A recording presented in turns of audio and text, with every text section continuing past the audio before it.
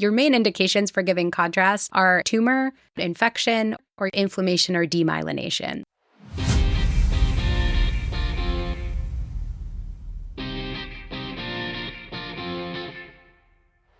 Welcome back to PedsCrit. I'm Ilyse Genser, a pediatric intensivist at Cohen Children's Medical Center in New York. And I'm Zach Hodges, a pediatric intensivist at the University of Texas Southwestern in Dallas. We're here talking about neuroimaging with Dr. Ilyse Genser. Ilyse, are you ready for some more cases? Always ready for more neurology. All right. So we've got a 5-year-old boy here with a history of a recent viral upper respiratory infection, admitted to the PICU with headache, fatigue, and emesis, followed by progressive encephalopathy and loss of airway reflexes. LP with CSF analysis is notable for mild elevation in the white blood cell count and protein. The gram stain and PCR is negative. You're worried about a possible encephalitis. So we're consulting you, hopefully morning after admission. Maybe you know about him, you're coming into round. What's the best initial imaging strategy that we should choose for this patient? In this scenario where you're worried about whether it's an infectious or a post-infectious encephalitis picture, in this scenario, you're going to want to do an MRI and make sure that you're giving contrast with that MRI. People always ask, that's probably our most asked question is, do you want contrast with this MRI? Yeah. And I always kind of tell people that your main indications for giving contrast are if you're worried about a tumor, if you're worried about infection, or you're worried about inflammation or demyelination. Those are kind of your top 3. So if any of those things are on your differential, then you should be getting an MRI with contrast. And so in this scenario, we're kind of worried about, is this a primary infectious encephalitis, or is this kind of like a post-infectious inflammatory encephalitis? And so definitely would give contrast for this case. The inflammation demyelination is helpful. That's a helpful add. Yeah, I want to read that back. So MRI with contrast, generally speaking, if you're worried about infection, inflammatory conditions, demyelination, and then oncologic tumors. That covers it? Yeah. Those are probably going to be, if you're thinking about any of those things are your reason for MRI, then my answer usually is yes to giving contrast. So we've already kind of touched on the alphabet soup of different MRI sequences, T1, T2, DWI, FLAIR. What are you looking at for this patient who you're worried about inflammatory, maybe even demyelinating condition here?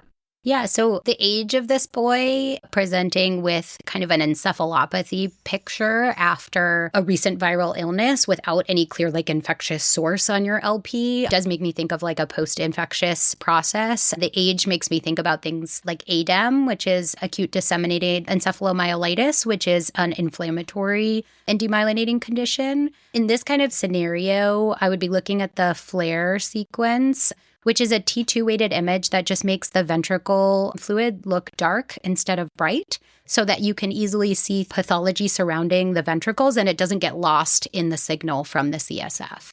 And so things that are abnormal on a FLAIR sequence are going to look bright. And specifically in ADEM, what you're looking for is these T2 or bright, kind of like fluffy cloud-like lesions. They kind of look like a little bit smudgy. They're not well-defined circles. They're usually scattered in the white matter. But I think the thing that we also should remember is that they do include the gray matter as well. So like your deeper structures like your thalamus or other parts of your basal ganglia can also be involved in ADEM. Also in these scenarios, you can get spinal cord involvement as well. That's the myelitis of encephalomyelitis. So if there are extremity symptoms like upper or lower extremity weakness, not forgetting to scan the spinal cord as well to look for inflammatory lesions in that area. At the risk of oversimplifying, I'd like you to just fact check me here. So we talked about stroke, DWI for acute ischemia, FLAIR for kind of subacute ischemia, like prolonged or 6 hours or so. Now we have the T2 to detect inflammatory conditions, and then perhaps T1 for anatomic things. Now, at the risk of oversimplification, is that a fair way for an intensivist to think about this? Yeah, I think that's really good. Yeah, T1 mostly to look at the structural. So if we're looking for structural lesion like a cortical dysplasia or things like that, we may start with a T1. Yes, T2 and FLAIR are the same sequence, just the FLAIR sequence is going to cancel out the brightness of the ventricles.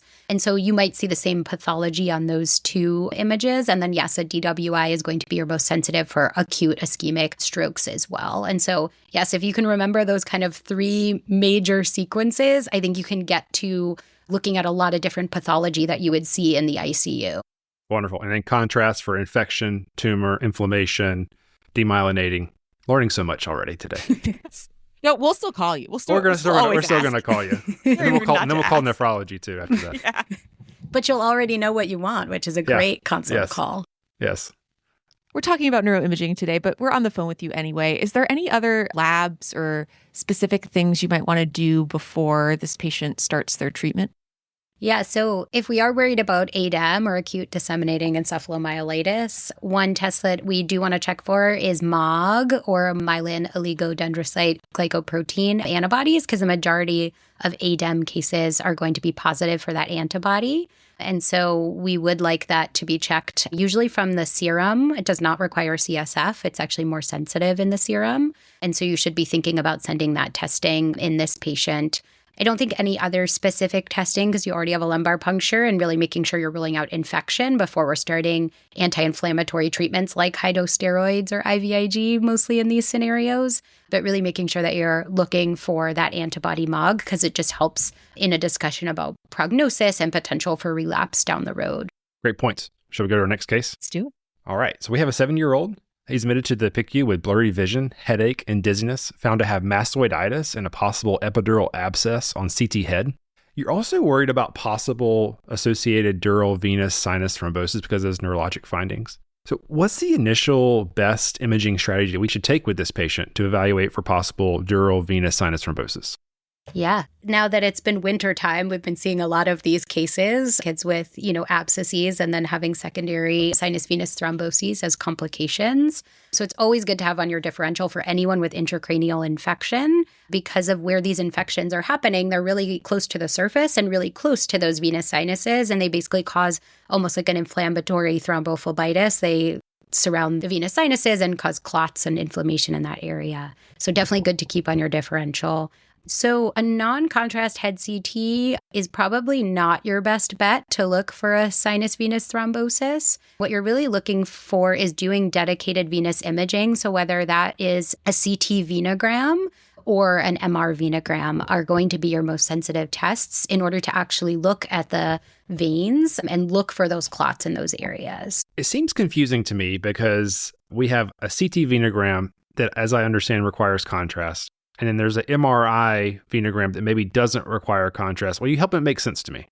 Yeah. So an MR venogram doesn't always require contrast, but it is more sensitive when you add contrast in. Most of the MRI images are doing kind of reconstructions of the vessels. So like an MR angiogram is doing, depending on how your institution does it, is mostly doing a reconstruction of the arteries, and similarly with the veins. With contrast, when you're doing an MR venogram, it actually is more sensitive at detecting clots versus just narrowing of the veins. And so you can do an MR venogram without contrast, but you may get the read from your neuroradiologist or your radiologist saying, we can't rule out thrombus versus stenosis or narrowing in this area. And contrast can help you delineate those things and see if there's actually a clot or if there is just narrowing in that vein. So it seems like MR venogram with contrast is the best study. Comparing that to what you get with a CT venogram, what are you losing with a CT venogram? A CT venogram is actually pretty sensitive as well. Again, the risks being it's a CT-based image, which is going to require radiation exposure. And most of the time, we want an MRI of the brain in these kids as well, because what you're looking for is secondary changes or injury to the brain secondary to having this sinus venous thrombosis. And so my preferred method of imaging would be if I'm getting an MRI of the brain to look for those things, to also get an MR venogram while they're there. But a CT venogram, if that's what you have available, is very sensitive at detecting sinus venous thrombosis as well. Now, I hate to say this is common because it's a terrible thing to happen, but this is pretty common. And they do, you could diagnose it with a CT venogram. They're in the unit. Maybe they're intubated. Maybe they're not. How much should we really prioritize the MR imaging in that case? Are there things that are going to change our management? If you know that there's a clot, there probably isn't too much that would change your management as far as anticoagulating that clot. What you are looking for is you actually can get venous infarctions, so that thrombus causes a buildup of pressure and it actually causes ischemia or injury to the surrounding brain. And so obviously that would be an important thing to be aware of, especially if your patient is intubated and sedated. You may not know if they develop a neurologic deficit. So looking for venous infarction. You also can get secondary hemorrhagic conversion in that area where the clot is. That actually doesn't change your management for anticoagulation. So a sinus venous thrombosis with hemorrhage, you still anticoagulate. Versus if you have an arterial stroke with hemorrhage, you tend to hold off anticoagulation. So that is a key difference in your management of clots. But I think knowing that you have ischemic change on the MRI would be the thing that you would be looking for. All right. So we've got one last case for you, and then we're going to be finishing your call block here. We've got a 9-year-old with a history of relapse leukemia who's now status post stem cell transplant. He's transferred from oncology ward to the PICU with acute severe hypertension and altered mental status. CT head prior to the transfer was reportedly negative. You suspect posterior reversible encephalopathy syndrome, or PRES. What do you think about that initial CT? Yeah, so I think the theme here is, as I'm going to say and have probably said for what the other case is, if CT is all you have available, I think doing a CT is fine, but I would, in this scenario, prefer an MRI scan. So a CT scan, you might see some changes with PRES, depending how early the symptoms are that you're scanning them or what time frame you're scanning them at. So you might see some hypodensities in the posterior, so in like the parietal occipital areas bilaterally. But having a negative CT, again, is not going to rule out PRES. You really need an MRI to follow up and confirm that you're not seeing those kind of changes. The other thing about PRES is it doesn't always have to be posterior. So that's something to also be aware of. You can have more anterior or frontal lobe changes along with that. So just because it's not posterior does not mean that it is not PRES. And similarly to all the words in the title, so it's usually reversible, but sometimes it is not.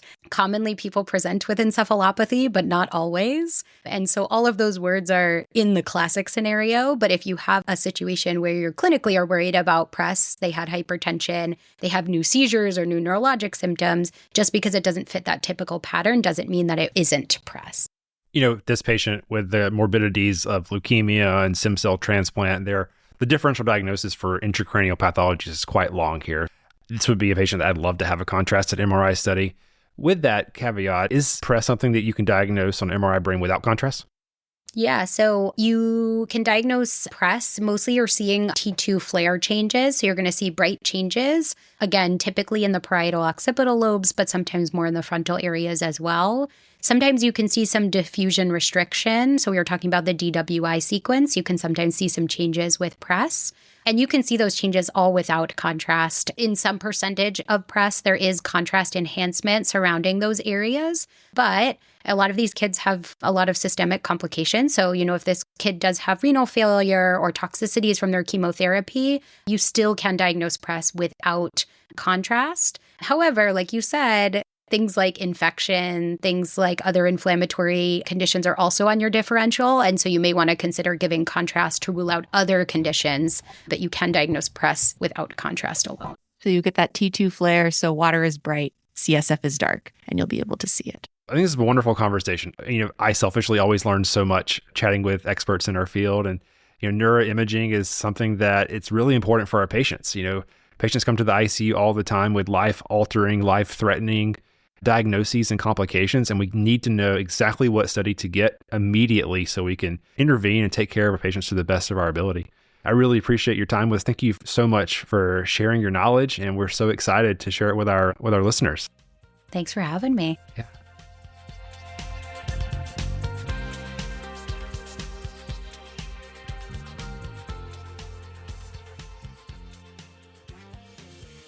Ilyse, you mentioned that your main hobby is trying ice cream places just below neurology as a passion.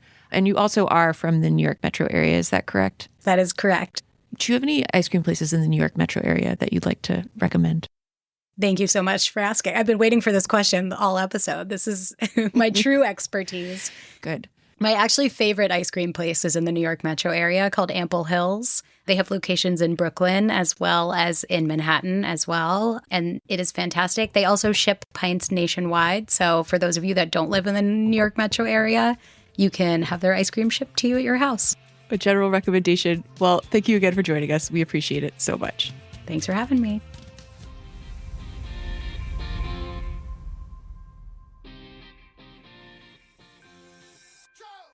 And thank you for listening to this episode of PedsCrit. Please remember that all content during this episode is intended for informational and educational purposes only. It should not be used as a replacement for medical advice. It's also worth noting that the views expressed during this episode by me, Zach, and our guests are our own and do not reflect the official position of our institutions. If you have any comments, suggestions, or feedback, you can email us at pedscritpodcast@gmail.com. If you want to help support the production of PedsCrit, you can find us on Venmo and Patreon. We've also had some light merch made in the form of PedsCrit laptop stickers. And if you include a mailing address with any contribution, we would be so excited to send you one. Thank you again for listening.